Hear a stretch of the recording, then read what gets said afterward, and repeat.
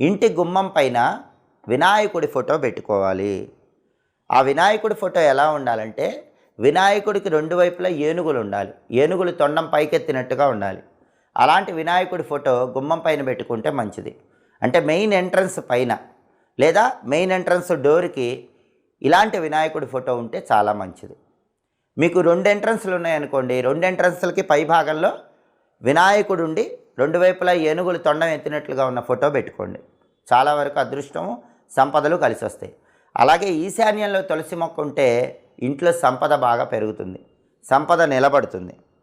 అలాగే ప్రతిరోజు రాత్రి నిద్రించే ముందు ఒక బకెట్లో నీళ్లు తీసుకొని ఆ బకెట్ నీళ్లు వంటగదిలో ఉంచాలి. అది కూడా వంటగదిలో ఈశాన్యంలో ఆ బకెట్ పెట్టాలి. ఉదయం లేచిన తర్వాత ఆ నీళ్ళు ఎక్కడైనా మొక్కలో పోయాలి. ఇలా చేస్తే ఇంట్లో ఉన్న అప్పుల సమస్యలు తగ్గిపోతాయి. అప్పులు ఎవరికైతే ఎక్కువగా ఉంటాయో వాళ్ళు ఏం చేస్తారంటే